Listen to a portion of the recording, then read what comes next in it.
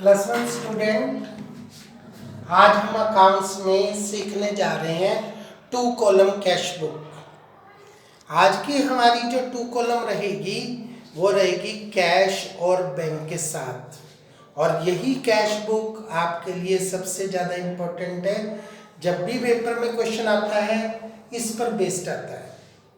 तो आज हमारी कैश बुक में कैश का कॉलम भी है और बैंक का कॉलम भी है, क्योंकि हम सब जानते हैं कि व्यापारी लोग अपने ज़्यादातर काम बैंक से करना पसंद करते हैं। इसलिए वो ये नॉलेज रखना चाहते हैं कि उनके पास बैंक की पोजीशन क्या है, बैंक में पैसे उनके जमा हैं या ओवरड्राफ्ट है। तो इस बुक को समझने के लिए कुछ इम्पोर्टेंट बातें सबसे पहले ध्यान में रखेंगे। सबसे पहले हमने फॉर्मेट देखना है, डेट, उसके बाद पर्टिकुलर्स, उसके बाद लेजर फोलियो, उसके बाद वोचर नंबर, उसके बाद अमाउंट, उसके बाद बैंक। ये हमारी डेबिट साइड है। इसी तरह से इसी सीरीज में हमने बनानी है क्रेडिट साइड। कैश का जो ओपनिंग बैलेंस होता है वो हमेशा ही डेबिट बैलेंस होता है, वो डेबिट साइड में आ जाएगा। To balance BD 800। बैंक के बारे में, हमारा बैंक में पैसा शुरू में जमा भी हो सकता है और हमारे नाम ओवरड्राफ्ट भी हो सकता है। अगर शुरू में ही हमारे पैसे बैंक में जमा हैं तो हम डेबिट साइड में लिखेंगे टू बैलेंस BD बैंक वाले कॉलम में। अगर हमारे ऊपर शुरू से ही ओवरड्राफ्ट है तो उसमें लिखा होगा बैंक ओवरड्राफ्ट, या बैंक के आगे CR शब्द क्रेडिट। तो हमने बैंक का लोन देना है, उसे हम क्रेडिट बैलेंस कहते हैं, वो क्रेडिट साइड में आएगा बाई बैलेंस BD के नाम से। इसके बाद बच्चों कुछ बातें ध्यान से सुनो। आपने अगर पेमेंट चेक से की है तो वो सीधे पैसे बैंक से जाएंगे। जैसे हमने 50,000 रुपये का माल खरीदा, चेक से पेमेंट की, ड्राफ्ट से पेमेंट की, RTGS करवाया, इलेक्ट्रॉनिक फंड ट्रांसफ़र किया, तो आपके सीधे पैसे बैंक में से जाएंगे। Purchase is account debit to bank. Electricity का बिल बैंक से दिया, घर के लिए पैसे बैंक से निकाले, सीधे बैंक में से जाएंगे। अगर आपको किसी से चेक मिलता है तो वहाँ पर आपने सोचना है कि वो चेक आपने इमीडिएटली बैंक में जमा करवाया है या नहीं करवाया। अगर आपने जमा करवा दिया तो बैंक वाले कॉलम में आएगा। अगर नहीं जमा करवाया तो हम उस चेक को कैश मानते हैं, कैश वाले कॉलम में आया। फॉर एग्जाम्पल 5 तारीख को X से चेक प्राप्त हुआ तो आप एंट्री करेंगे कैश अकाउंट डेबिट 2X।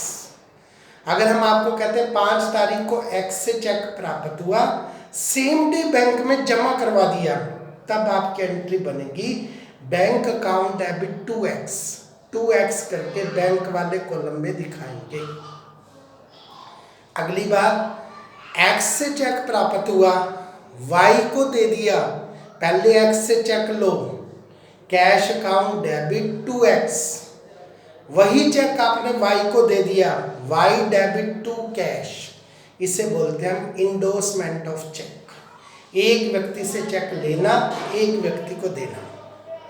अब अगली एक इंपॉर्टेंट एंट्री बड़े ध्यान से सुनो, जो बार बार इस कैश बुक में आएगी।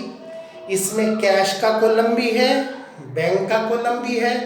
ऐसी एंट्री जो कैश और बैंक दोनों पर विपरीत दिशा में इफेक्ट डालती है, उससे हम कॉन्ट्रा एंट्री कहते हैं। और ये एंट्री तब होती है जब हम बैंक में ऑफिस से पैसा जमा करवाते हैं। हमारे पास पैसा पड़ा है, हमने बैंक में जमा करवाया, तो आपकी एंट्री बनेगी bank account debit to cash. अब बैंक डेबिट हुआ, बैंक को डेबिट किसने किया? कैश ने। कैश क्रेडिट हुआ, कैश को क्रेडिट किसने किया? बैंक ने। तो हम डेबिट साइड में लिखेंगे टू कैश करके बैंक वाले कॉलम में, बाई बैंक करके कैश वाले कॉलम में, और जो हमारा लेजर फोलियो का कॉलम है वहां पे लिख देंगे हम सी, ताकि एग्जामिनर को पता चल जाए कि it is the Contra entry. इसी तरह से ऑफिस यूज के लिए बैंक से पैसे निकाल लेंगे तो आपकी एंट्री बनेगी cash account debit to bank. यहाँ पर कैश डेबिट हो रहा है, कैश को डेबिट कौन कर रहा है? बैंक। टू बैंक करके कैश वाले कॉलम में और बाई कैश करके बैंक वाले कॉलम में, इससे हम कॉन्ट्रा एंट्री कहते हैं। तो आज हम आपके सामने बहुत ही अच्छा एग्जाम्पल लेके चल रहे हैं। इस एग्जाम्पल में बहुत सारी एंट्री हैं जो आपको क्लियर करेंगे। सबसे पहले कैश का हमारा डेबिट बैलेंस है 1 जून 2016 को 800 रुपये डेबिट साइड में दिखाया। बैंक का ओवरड्राफ्ट है क्रेडिट साइड में दिखाया, बाई बैलेंस बीडी के नाम से। उसके बाद हमारी अगली एंट्री होती है 7 जून को। 7 जून को हमें भारती से चेक प्राप्त हुआ। अब ये चेक हमें भारती से मिला है, ये चेक हमने बैंक में जमा नहीं करवाया, तो हम इसे कैश मान लेंगे और हमारी एंट्री बनेगी cash account debit to Bharti, to Bharti करके कैश वाले कॉलम में। इसके बाद 9 तारीख को यही भारती वाला चेक हम बैंक में जमा करवाने जा रहे हैं, तब हमारी कॉन्ट्रा एंट्री बनेगी और हमारी एंट्री बनेगी bank account debit to cash. Bank debit हुआ, बैंक को डेबिट किसने किया? कैश ने। कैश क्रेडिट हुआ, कैश को क्रेडिट किसने किया? बैंक ने।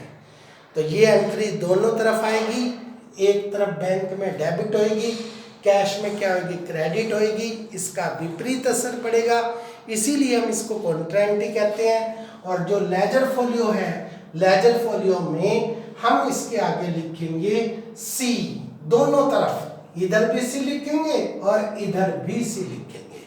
इससे हमें क्लियर हो गया कि ये कॉन्ट्रा एंट्री है। इसके बाद हमारी अगली एंट्री पर चलते हैं हम। 12 तारीख को हमने भावना को चेक से पेमेंट की। जब भी हम पेमेंट करेंगे उस समय आपने नहीं सोचना कि वो चेक बैंक में गया या नहीं गया, तो वो सीधा बाई भावना करके बैंक वाले कॉलम में आएगा। उसके बाद हम चलते हैं 15 जून को। 15 जून को भारती का जो चेक है वो बैंक ने डिसऑनर कर दिया। अब आपने चेक बैंक में जमा करवाया, जरूरी नहीं है कि बैंक उसकी पेमेंट देगा। बैंक उसकी पेमेंट देने से इनकार कर सकता है, उसे हम डिसऑनर कहते हैं। डिसऑनर कब होता है?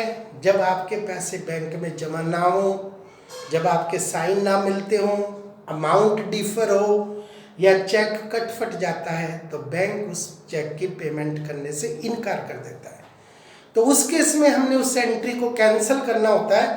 हम कभी भी फ्लूइड नहीं लगाते, हम कभी भी कटिंग नहीं करते, हम एंट्री से ही उसको रेक्टिफाई करते हैं। तो हमारी एंट्री बनेगी Bharti debit to bank, by Bharti करके बैंक को क्रेडिट करेंगे। अब फिर से हमने भारती से पैसे लेने होंगे और बैंक के हमारे जमा हो गए। ये होता है डिसऑनर ऑफ चेक, किसी चेक को डिसऑनर करना। उसके बाद अगली तारीख में आप देख रहे हैं 250 रुपये आपने ऑफिस यूज के लिए बैंक से निकाल ले, तो आपकी एंट्री बनेगी cash account debit to bank, to bank करके कैश वाले कॉलम में और बाई कैश करके बैंक वाले कॉलम में। फिर से हमारी हो गई कॉन्ट्रा एंट्री।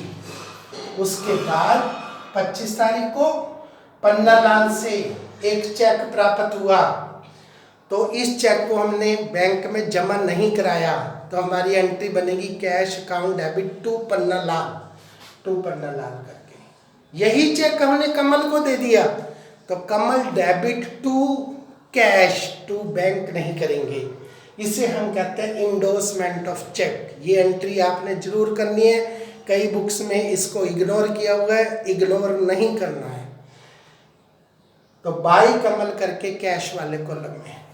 इसके बाद हमारी अगली एंट्री आती है कि आपने घर के प्रयोग के लिए बैंक से पैसे निकाल ले। घर के यूज के लिए बैंक से पैसे निकाल लेंगे तो कॉन्ट्रा एंट्री नहीं बनेगी। Drawing account debit to bank, by drawing करके बैंक वाले कॉलम में, बैंक हमारी तरफ से बहुत काम करता है, सब काम के लिए पैसे लेता है, तो बैंक ने 25 रुपये चार्जेज के लिए, कभी भी बैंक हमारे घर से पैसे लेने नहीं आता, सीधे हमारे अकाउंट में से क्या हो जाते हैं, माइनस। तो आपकी एंट्री बनेगी bank charges account debit to bank. इस प्रकार बच्चों हमने सारी एंट्री कर ली। अब सारी एंट्री करने के बाद इसको हम क्लोज करेंगे। क्लोज करते समय हमें ध्यान रखना है, कैश की डेबिट साइड का जोड़ हमेशा क्या मिलेगा, बड़ा, क्रेडिट साइड का क्या मिलेगा, छोटा।